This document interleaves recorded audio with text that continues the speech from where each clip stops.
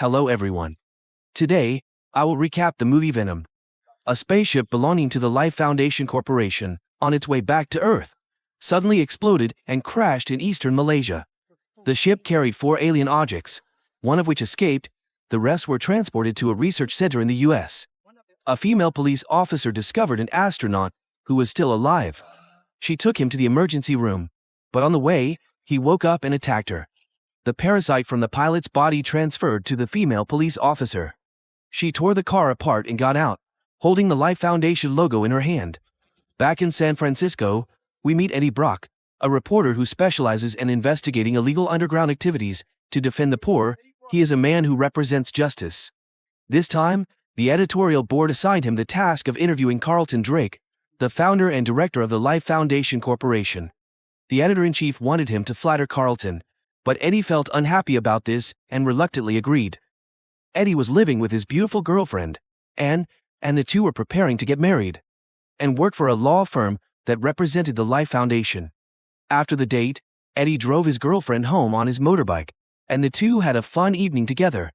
While Anne was sleeping, Eddie opened the refrigerator to get a drink. He accidentally saw that Anne's computer was still on.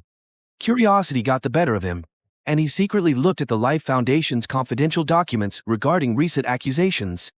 The next morning, Carlton gave a wonderful speech to some children, where one girl raised her hand to express her feelings. Carlton praised her bravery and gave her a badge. Dr. Skirth appeared as Carlton's teaching assistant. During the interview with Eddie, Carlton, despite being a young man, showcased many remarkable successes. His corporation was exploring resources outside of Earth. Eddie began to ask Carlton about his illegal activities, including accusations of cheating by the pharmaceutical company and building his company on a mountain of corpses. In response, Carlton had Eddie's recording equipment dismantled and terminated his employment. Eddie's actions will change his life, even turn his life into a tragedy. The editor-in-chief does not accept Eddie's baseless accusations against Carlton. Eddie was fired. This arrogance not only affected him, but also, she was also fired. Angered by Eddie's actions, she returned the engagement ring and walked away from him. At the same time, the remaining samples were transferred to Carlton's research lab. The police officer, now possessed by the parasite, entered a residential area and, in a fit of hunger, walked into a small restaurant, and she caught a fish, devoured it ravenously. The owner of the tried to stop her, but was killed by the monster inside her. The people ran away in panic. A group of young men attempted to confront the creature but were also killed when it shot out spikes. Spotting an old woman with a hunched back, the monster identified her as a potential new host. 6 months later, Dr. Skirth discovered that the parasites needed a host that breathed oxygen to survive, confirming the success of their experiments with rabbits. Carlton urged her to speed up the experiments on humans, but she refused, arguing that it was too soon and could compromise ethics. Nonetheless, they began the human trials. Eddie is now a drunkard. It's unfair. The person who made him unemployed is talking endlessly on TV. A bar patron recognized him, but he walked away out of boredom. On the streets, he encountered Maria, a homeless woman who made a living selling old newspaper clippings. Out of pity, Eddie bought a newspaper from her for $20. Entering Mrs. Chen's supermarket, he was met with kindness from Mrs. Chen, who reminded him to practice meditation to alleviate his stress. However, a robber soon entered the store, threatening Mrs. Chen and demanding protection money. Eddie, hiding behind a shelf, was powerless to stop the armed robber, who ultimately stole a bottle of wine and some money before escaping. Mrs. Chen looked at him with tired eyes. When he got home, he saw the couple kissing passionately. Eddie suddenly remembered his ex-girlfriend. Eddie looked at the overdue credit cards and other notification calls. Almost everyone refused him. He marked the dishwashing job on the newspaper. He tried to heed Mrs. Chen's advice by taking a meditation CD and starting a meditation practice. Unfortunately, he was soon interrupted by less than 3 minutes. The guy next door turned on loud music. At the Life Foundation laboratory, an experiment on humans is being conducted. The volunteer test subject this time is Isaac, and Carlton begins to use sweet words to seduce him. Carlton saying that the planet is gradually collapsing and only Isaac can change this. Carlton puts his hand on the glass, affirming that they will succeed and promises not to abandon Isaac. Then, he orders the staff to release the parasite. The monster is green, wet and slimy. Isaac panics and screams as the monster climbs on him. The monster is gradually seeping into the host's body. The biological data shows normal, but in less than a minute, the person convulses and dies shortly after. Eddie still walks on the same road home, but he does not see Maria. He realizes that someone is following him. It is Dr. Skirth. She says that she is working for the Life Foundation. She reveals that all of his accusations about Carlton are true. The number of people being used as guinea pigs for experiments is increasing, and they are dying. Hearing this, the righteous person inside Eddie rises. Skirth confides that at first she thought it was right, but now things have gone too far. She cannot report it to the police because Carlton's power is too strong, and he is dangerous. Eddie knows how dangerous Carlton is. He made Eddie lose everything that is most important in his life. Then, Eddie tells her to ask another knight for help. He will not participate in this mess. Eddie accidentally passes by his old house, and has just returned home. She introduces her new boyfriend to him. The new boyfriend gives them space, and walks into the house. She introduces her new boyfriend as a surgeon. Eddie says he misses and very much. The two of them were about to get married, but now they have broken up. He hopes that they can get back together, but she refuses because he took advantage of her. Eddie held their engagement ring, looked towards the Life Foundation, and accepted the Dr. Skirth's request. Simply because he had nothing left to lose. Dr. Skirth hid Eddie in the car, and took him inside. She said that overpopulation and climate change were two things that Carlton could not control. Carlton had sent a spacecraft into space to find new life, accidentally encountered a comet containing millions of organisms, and they brought some samples back to Earth. They were called symbiotes, and they could not survive on Earth without a host. A patrolling guard approached. Skirth pushed Eddie into the lab to get information, and she distracted the guard. Inside the lab was a cold blue. Eddie took out his phone to take pictures of these real images. Some people died, some were in a coma. He accidentally met his homeless friend Maria again. Wanting to save Maria, he entered the wrong password and accidentally activated the alarm. In an emergency, he used a fire extinguisher to break the glass. Maria escaped and pushed him down. During the struggle, the monster in Maria's body switched to Eddie's body. Then Maria fell dead. The alarm kept ringing. Eddie quickly ran outside. He accidentally ran up the wall, and then knocked down two guards. He also used his foot to kick the iron door, and ran out, and crashed into the fence in an unbelievable way. The guards were chasing Eddie. They had a whole team of cars, but when they got closer, they lost track of Eddie. It turned out that he had climbed up a tree. When he got home, Eddie contacted Skirth to see if she was safe. He started to get very thirsty, and then extremely hungry. He ate all the food in the refrigerator, even took out the trash can and ate the rotten meat deliciously. Then, he ran into the bathroom and vomited. Eddie didn't know what happened to him. While brushing his teeth, he saw a stranger in the mirror, scared him into fainting. Carlton arrived at the scene of the break-in. He was furious, and sent someone to investigate. At that time, another host was gradually stabilizing. He intensified the testing process to get the results soon. Eddie woke up and looked at the house that he had messed up. He checked the pictures again. The old lady who was parasitized at the beginning of the movie had traveled all the way to the airport to go to America. The new host this time was a little girl. Eddie ran to find and showed her the pictures he had taken at the Life Foundation, and thought he was crazy. Eddie grabbed the waiter's food tray, took a bite, spat it out, and rushed to the other tables. And punched Eddie. But Eddie didn't care, and continued to eat. Feeling too hot, he took off his shirt and climbed into the lobster tank. He felt so comfortable. Dan told the restaurant owner that it was his patient. Eddie caught a live lobster, ate it ravenously, feeling hungry like he had never eaten before. Then Dan injects Eddie with a sedative and takes him to the hospital for an MRI scan. During the scan, Eddie is in pain, struggling, and screaming. Dan has to turn off the device and go in to check on Eddie's health. Dan then tells Eddie to go home and will report the results to him in a few days.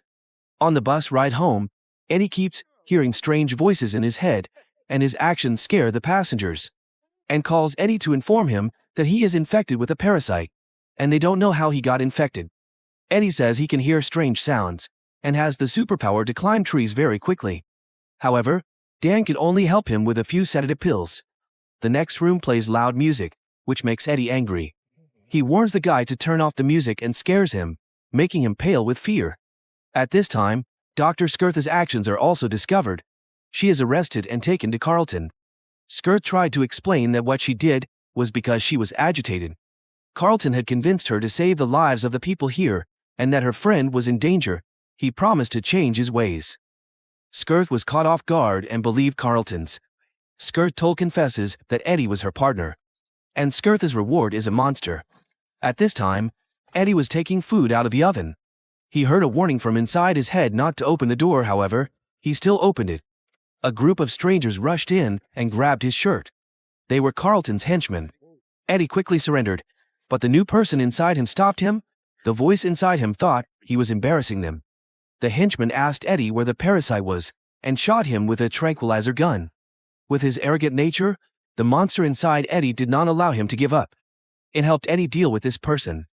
Eddie's hand transformed into a rope to strangle one of Carlton's henchmen.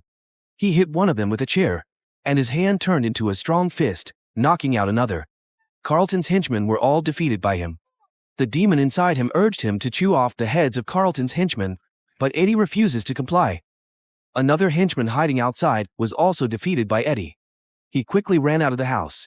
Seeing that the enemy had a gun, Eddie jumped down from the window. At this moment, his strength gradually became clear, and Eddie rushed into an apartment downstairs. On the other side, Carlton's henchmen opened fire, and Eddie blocked the bullets with a black shield made from his arm. The henchman set the image of the fight to Carlton. Carlton was surprised that Eddie had mastered the parasite. Eddie looked into the car window and saw a reflection of a demon. He didn't want to accept that he had turned into such a form and said that monsters were ugly. The monster got angry and hung him on the wall. While Eddie and the monster were arguing, a drone attacked him. The plane crashed into the wall and exploded. Eddie took his motorbike nearby and he ran away. However, every move Eddie made was being monitored. The commander sent his subordinates to capture Eddie and launched countless drones. The monster and Eddie helped him get past all these planes. The Eddie guy had never had such an interesting experience. The plane seemed to be too useless compared to Eddie's current technique. Carlton watched everything that was happening outside and said that this was unbelievable. A plane was following Eddie closely, and the monster threw tentacles to grab a car door to block bullets for him. He turned back to see that two planes were still following closely. One had missed the car on the side of the road, while the other almost hit Eddie, forcing him to brake suddenly. A car cut across the intersection, and Eddie swerved to avoid a spectacular collision. Being chased by enemy cars, Eddie sped over a steep slope and encountered a dead end. The monster helped him create a spring, shooting him through this area easily. Two big cars were still following, and the monster cleared the way for him to move forward. Two other cars were waiting to rush out and press Eddie's car, thinking that they could not escape, but the two cars were still left behind. Due to carelessness, Eddie was hit head-on by another car, leaving his body seriously injured. The bald man stepped out of the car and looked at Eddie's pitiful appearance. The monster stretched out its tentacles to attack the bald man, and Eddie's injured body began to heal. At this time, Eddie's body was the monster's true form, with sharp teeth and a long tongue. One man used a gun to attack the monster, but it turned around and chewed on this man's head. The monster jumped over the cars and then leaped into the river, crossing it in the blink of an eye. Eddie looked at his leg, which was no longer broken. Exhausted, he sat down to rest. The monster appeared, introducing itself as Venom. Venom said that it and Eddie were now one. Eddie blamed Venom for chewing on a man's head. Venom replied that it was necessary to do so to replenish its fuel, and explaining that it needed Carlton's missile. Eddie asks Venom if Venom is going to eat anyone else. And the answer is yes. Venom says that if they work together, they both have a chance to survive. As Anne is driving home, Dan calls her, informing her of Eddie's test results. Dan wants Anne to take Eddie to the hospital immediately. The police block Eddie's house and tell Anne to be careful because there will be a lot of deaths tonight. At the lab, a parasite is found dead next to Dr. Skirth's body. Carlton tells his men not to kill Eddie, but to capture him alive and bring him back immediately. Eddie goes to the newspaper office, but his former colleague stops him. Venom tells Eddie to chew off his colleague's head to solve the problem. Eddie stops Venom because his colleague has a family. He then opens the door and goes out. Venom learns that what Eddie needs to do is climb up. Venom helps Eddie easily climb to the top of the tower. Venom found this place peaceful and beautiful. A plane took off. The noise of it made Venom disappear. Eddie slipped from the top of the tower Luckily, Venom grabbed the railing in time to save both of them. Venom also helped him break into the building owner's room. Eddie said Venom was about to kill him. Venom replied that if Eddie died, it would die too, because there was no more suitable host than him. Venom began to like this guy. Eddie wrote down the top secret information and left. Venom advised Eddie to prepare to jump down, but Eddie decided to take the elevator. Eddie had just stepped outside when the police pointed their guns at him. He transformed into Venom's form to play with them. Venom grabbed a grenade, crushed it into smoke, then held a second grenade in his mouth. In the hazy smoke, Venom began to attack people one by one. Some policemen were beaten to a pulp by Venom. It also gathered the police's guns into balls and threw them back at them. The police used a stun grenade and threw it straight at Venom. He climbed up the iron scaffolding to avoid the rain of bullets. An iron bar fell to the ground. Venom jumped down, grabbed a man's leg and used him as a hammer and threw him away. Venom lifted another man and threw him down. A police member fired at Venom. At this time, seeing Venom about to eat the police, Eddie stopped him, and had just appeared when she saw the monster about to eat a person. She turned and ran away. Eddie turned back into human form and ran after her. He explained that monster was inside his body, and he felt scared. He needed her help. She agreed and opened the car door to take him to the hospital. In the car, and said she would do another MRI. Venom told Eddie that it didn't like it because it would hurt Venom, and asked Eddie if it hurt. In his mind, Venom reminded Eddie to honestly apologize to and about the past before he lost the chance. Eddie looked at the person he had hurt. He sincerely apologized to her for what had happened and that he loved her very much. And tears welled up because she had been waiting for this sentence for a long time. He felt very cold and borrowed her shirt to put on. The two did not know that a plane was following them. The little girl infected with the parasite at the airport had reached the laboratory. She grabbed Carlton's neck and began to change hosts. At this time, Eddie and Ann had arrived at Dan's hospital. Dan said that Eddie's heart had a problem. Venom in his mind said that he could cure Eddie. During the argument, Venom grabbed Dr. Dan's neck and lifted him up, and quickly turned on the MRI device to save Dan. The parasite in Eddie's body was very afraid of high frequencies, so it had escaped from Eddie's body. Dan quickly closed the glass door. Eddie inside the glass pointed at the monster, blaming the monster for trying to kill him, and then he left. While Ann explained everything to Dan, Venom had sneaked through the air filter and escaped. Dan looked at the monster and saw that it had disappeared at some point. Venom had invaded the little dog in the next hospital room. Eddie had just opened the elevator door when Carlton's subordinates shot tranquilizer into him. The little dog saw this and decided to choose Ann as its new host. Eddie woke up and was tied up in Carlton's lab. Carlton asked Eddie where his specimen was, but Eddie said he didn't know and wouldn't say if he knew. Carlton said that humans were on the brink of extinction and him were rebuilding the world. Humans and symbiotes would fuse together. However, Eddie still does not reveal where Venom is. Carlton got angry and turned into a monster just like Venom. He still asks about Venom's hiding place, but Eddie was determined not to answer. Seeing that Eddie was no longer valuable, Carlton ordered his subordinates to take Eddie away and deal with him. The monster inside Carlton said that there were thousands of them on his planet, and that they would go together to welcome the symbiote army to Earth. Carlton's men took Eddie into a deep forest. He pointed a gun at Eddie. Venom appeared, bit Carlton's men's head, then grabbed Eddie's collar and kissed him passionately. Venom then returned to Ann's form, and she woke up, terrified because she had just chewed off the other guy's head. Eddie said he used to do the same. Venom explained that the parasite in Carlton's body was Riot, the leader of the symbiotes, and that it had a whole arsenal. Venom urged Eddie to stop Riot, and wanted to join them as well. However, for her safety, Venom did not allow it. Carlton ordered the scientists to start the spaceship, and he would pilot the ship into space himself. Venom warned that if Riot was not stopped, he would bring the entire symbiote army to occupy the Earth. Initially, Venom had been like the evil symbiotes, but now he had decided to stay on Earth, his chosen planet. On his planet, Venom, like Eddie, was also a failure. However, here, Venom could be a superhero, and he was beginning to love the Earth. And what changed Venom was Eddie. Carlton began entering the password to launch the rocket, which would take place in 5 minutes. A staff member behind him wanted to cancel the rocket launch process, but Riot discovered this and killed the person. Riot then used its arm, which transformed into 2 blades, to eliminate all the scientists. Meanwhile, Venom and Eddie stood outside the lab. Venom informed Eddie that Riot possessed extremely unique and highly lethal weapons, giving them almost no chance of winning. Nevertheless, with a reckless strategy, Venom rushed toward Riot. He blocked Riot's head and declared that he would not allow it to destroy this world. Riot became angry, one hand transformed into a spiked hammer, while the other became a sharp knife. Venom turned into a shield to block the attack and grabbed Riot's face, smashing his head into the ground before kicking him away. However, Riot retaliated by slamming his hand on the ground, causing countless sharp spikes to stab toward Venom. Although Venom tried to strangle Riot, he was ultimately knocked back by the spikes. Riot then delivered fatal blows, peeling Venom's skin off Eddie's body. As Riot was about to swallow Venom, Eddie reached out to merge with Venom. The two monsters were now fused and fought fiercely, with Eddie and Carlton not holding back against each other. However, Riot proved to be too strong. He absorbed Venom into his body.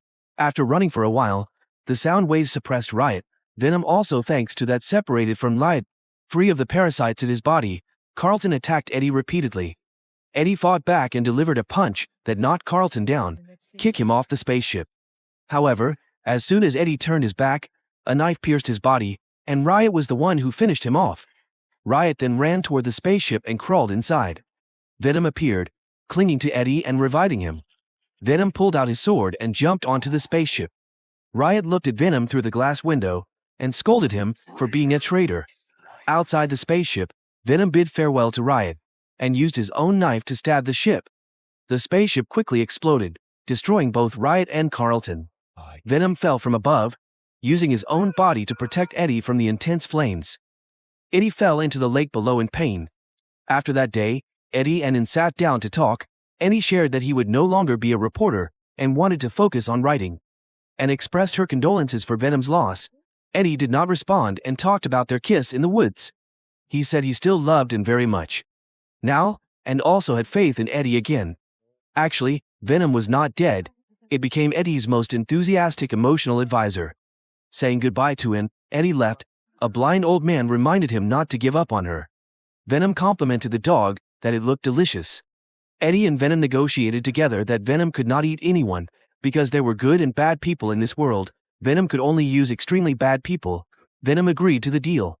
Unfortunately, Venom did not know how to distinguish between good and bad people. Eddie went to Mrs. Chen's store. He asked Venom what he wanted to eat. Venom happily chose potato chips and chocolate. Just like before, Eddie heard someone shouting. It turned out to be a gangster who came to collect protection money from Mrs. Chen. Venom grabbed the gangster's arm. He warned the gangster not to bully others, otherwise he would eat all gangster's limbs. Explaining was too tiring, so Venom swallowed the villain into his mouth. Mrs. Chen saw the terrifying scene and looked scared. Eddie said he was a parasite, then wished Mrs. Chen good night and left. Venom got angry when he was called a parasite and demanded Eddie apologize to him. Now, with their current abilities, both of them can do whatever they want. That's the end of the movie. Venom was originally a ferocious creature but lived with a righteous, gentle host. Although the host was a bit shy, the two of them got along and even saved the world from evil people. Thank you for watching today's recap movie summary. Remember to subscribe to the channel to watch the latest videos. See you in the next recap the movie.